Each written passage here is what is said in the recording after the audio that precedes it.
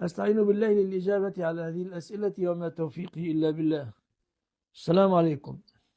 وعليكم السلام ورحمة الله وبركاته. ازيك يا شيخ؟ الحمد لله طيب. يا شيخ أنا عندي سؤال بس. تفضل. الحديث بتاع النبي صلى الله عليه وسلم حديث بيقول إن النبي، الملائكة. حديث النبي مش الحديث بتاع النبي. دعك من اللغة طبعا الركيكة. حديث النبي عليه الصلاة والسلام مش حديث بتاع النبي. دعك حديث من النبي صلى البتاع. الله عليه وسلم يقول. إيه. تمام يا شيخ. إن الملائكة لا تدخل بيتا فيه كلب أو صورة. نعم. الصورة هنا مقصود بها. الصورة مقصود بها الصور إيه؟ المعهودة عندهم صورة ذوات الأرواح. طب مثلا لو صورة ذات أرواح مطبوعة على كتاب مثلا عادي ولا؟ طبعا تطرد الملائكة أيضا نغطيها بس مشكلة. السلام عليكم. السلام عليكم يا شيخ. عليكم السلام ورحمة الله وبركاته. حياكم الله. وحياك وبارك فيك. تفضل. سؤال عن الزكاة يا شيخ لو سمحت. تفضل. هل يجوز إخراج الزكاة يعني التعجيل في إخراج الزكاة كم يوم للحاجة أو حتى بغير حاجة؟ نعم يجوز عند كثير من العلماء، واستدل بعضهم بحديث يحسن لشواهده أو صح لشواهده أن النبي صلى الله عليه وسلم قبض من العباس زكاة حولين مقدما له شواهد. واستدل بعضهم بالقياس على كفارة اليمين قبل الحنث، يعني إذا قلت أقسم بالله أن أزور القاهرة غدا وبدا لي أن لا أزورها ولم يأتي غدا بعد، يجوز أن أكفر قبل أن أقع في الحنث. نعم. حياكم الله شيخ. سؤال آخر لو سمحت. أنا بعيش يعني في أمريكا وأحتاج أرسل الزكاة إلى غزة، فنتيجة إرسال الزكاة يترتب عليه رسوم كبيرة يعني تقريبا 30 أو 40%. هل يمكن إضافة الرسوم إلى مبلغ الزكاة ولا يجب أن يستلم الشخص الزكاة كاملا من غير رسوم الزكاة؟ لا، ممكن تخصم من الزكاة. جزاكم الله شيخ. طيب. جزاكم الله. السلام عليكم ورحمة الله وبركاته. عليكم السلام ورحمة الله وبركاته. تفضل. أحسن الله إليك يا شيخ. عليكم. لو سمحت، سألني صديق لي عن أمر والظاهر أنه والله أعلم بدعة، فهل ممكن أرويه لك؟ تفضل. يقول أنه اتفق هو وبعض من أصدقائه على قراءة جزء معين من القرآن يوميا، وثم يهدون ثواب هذا الجزء المقروء جماعيا إلى شخص ميت أو حي، فهل هذا جائز؟ لم يرد ذلك عن النبي صلى الله عليه وسلم. لم يفعل ذلك الرسول عليه الصلاة والسلام. خلاص. هل الأولى تركه؟ طبعا يلزم تركه، ما ورد أن ليس للإنسان إلا ما سعى على التحذير. نعم. جزاك الله خير. وياكم. حديث ابن اللتبية لما أرسله النبي صلى الله عليه وسلم على الزكاة يجمعها، فرجع وقال يا رسول الله هذا لكم وهذا أهدي إلي. فقال النبي صلى الله عليه وسلم هل جلست في بيت أبيك وبيت أمك حتى تنظر ما يهدى إليك؟ الحديث ثابت صحيح. السلام عليكم. عليكم السلام ورحمة الله وبركاته. يا شيخ أنا شغال في مصنع أسمنت كده بس بيبقى في عفرة، هل يجوز أن أشتغل فيه في رمضان؟ يعني يجوز أن تشتغل فيه لكن احترز. يجوز أن تشتغل فيه لكن لو لبست. مع العلم يعني هو بيخش عفرة كتيرة، ممكن العفرة تخش الجو. هل هذه طعام ولا شراب؟ ليس طعام. طيب كالرياح، الرياح إذا هبت. أيوة بس لا يفطر، والأحوط أيضا أن تلبس شيء كالكمامة. خلاص لا تفطر بسبب ذلك. نعم. كان واقف حدث حالة يعني هنا، يشوف البنت واقفة مع 3 ولاد وزاروا حاجة وحشة يعني، وليس أقاربها وليس أي حاجة يعني منه. فلما مرت أمامي بصقت في الشارع كرها يعني الموقف يعني. هل يجوز كهذا الفعل ولا وهي فهمت شيئا؟ لا؟ يعني ما فهمت شيئا ما اعرفش. طيب ما كنت نصحتها لله، قلت يا بنتي اتقي الله. يعني الشيخ ده ما ينفعش اقف معاه. خايف؟ مش خايف، مش عارف، هي مش شايفها وحشه مش يعني.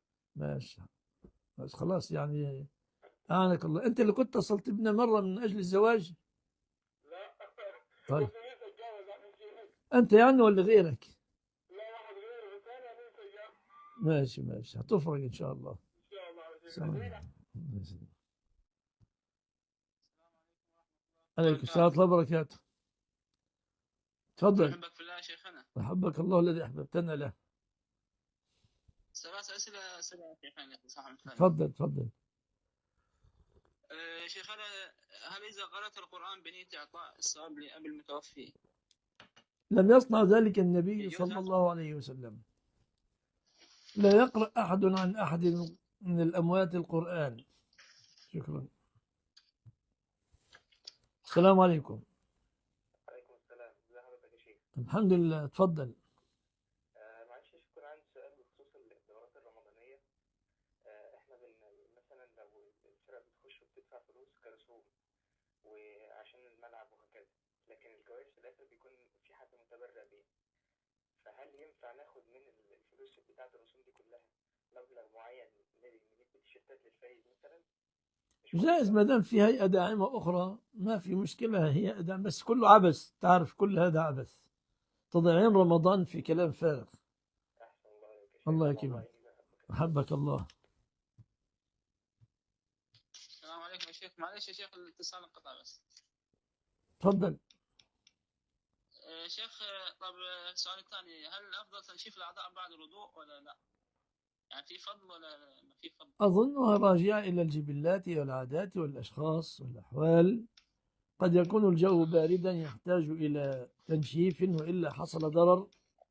قد يكون الجو حارا فتترك، تبع لكل شخص. لكن ورد حديث أن النبي عليه الصلاة والسلام لما اغتسل من الجنابة قال الماء هكذا ونصر، قالت ميمونة، ثم أتيت إليه بالمنديل فرده، وفي رواية فلم يرده، لكنها على أي حال داخلة إلى أمور الاحتياجات والعادات.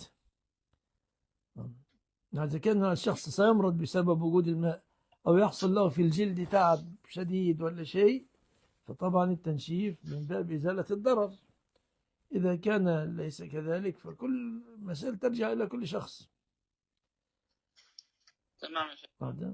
حديث أن النبي صلى الله عليه وسلم كان يقبل ويباشر وهو صائم، حديث ثابت صحيح، وليس المراد بالمباشرة الجماع، إنما المراد بالمباشرة التصاق البشرة بالبشرة، ولا يلزم أن تكون جماعا.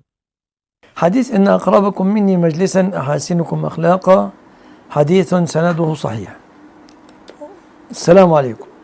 وعليكم السلام ورحمة الله وبركاته. تفضل. قولك في الشيخ عثمان الخميس. أحسبه على خير، بارك الله فيك. لكن في عفوا فتاوى اصبر. في فتاوى صدرت في شأن شراء السيارات من البنوك، نقلت عنه، لا أوافقه عليها. أنا بسمع مقاطع على اليوتيوب، بشوف شيخ اسمه الشيخ الفاضل عثمان الخميس، فما رأي حضرتك في المقاطع؟ إجمالية؟ لا أنا ما سمعت المقاطع، لكن أعرف أن الشيخ عثمان وفقه الله رجل من أهل السنة والجماعة، لكن ما تتبعت فتاواه. وهو يدافع عن الإسلام ضد الشيعة على وجه الخصوص، يشكر على مجهوده. السلام عليكم. عليكم السلام ورحمة الله وبركاته. تفضل. الحمد لله بخير. ونعتذر عن الإطالة معذرة، لأن المقام لا يتحمل الإطالة. اسأل بسرعة.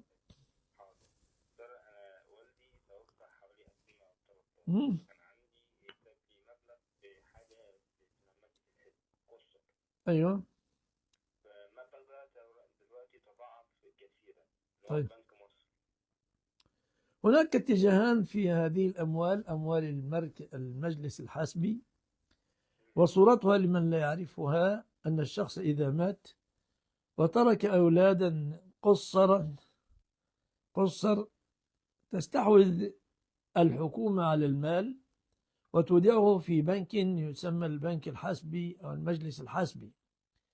يفترض أن المجلس الحسبي ينمي هذا المال لصالح الأيتام، لأن سيتقاضون بعد سنوات طويلة أحيانا، ولكن المجلس الحسبي يودعه بفوائد ربوية.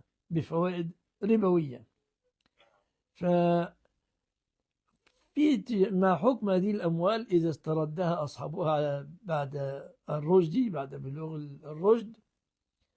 هل يأخذون المال مع الفوائد الربوية، مع العوائد الربوية على الأدق، أم يتركونه؟ فهناك اتجاهان في الفتوى.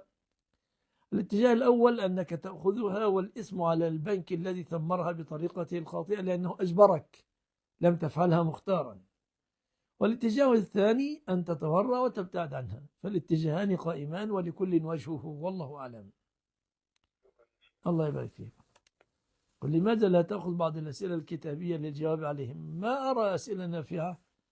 السؤال من الأسئلة: هل قول الله تعالى وإذا قرأت القرآن جعلنا بينك وبين الذين لا يؤمنون بالآخرة حجابا مستورا، السائلة تقول هل ممكن احنا نقصد بها؟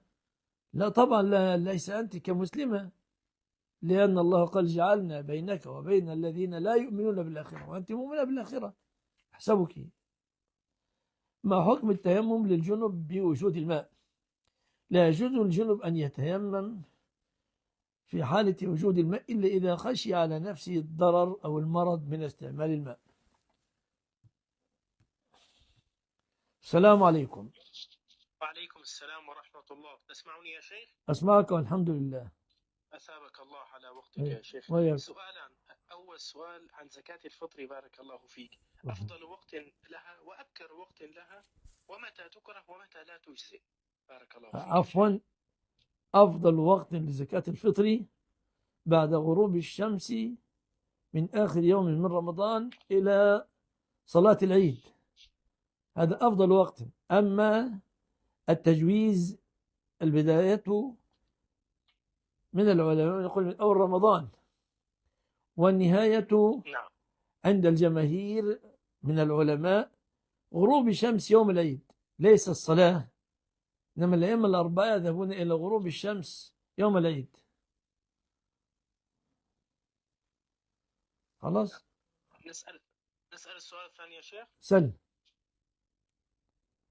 تفضل. تمام.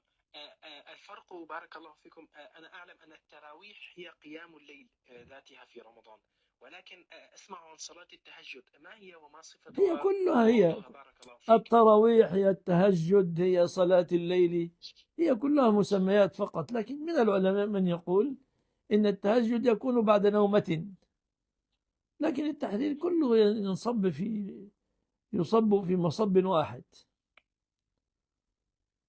شكر الله لك يا ولك شيخ. عليكم السلام ورحمة الله وبركاته.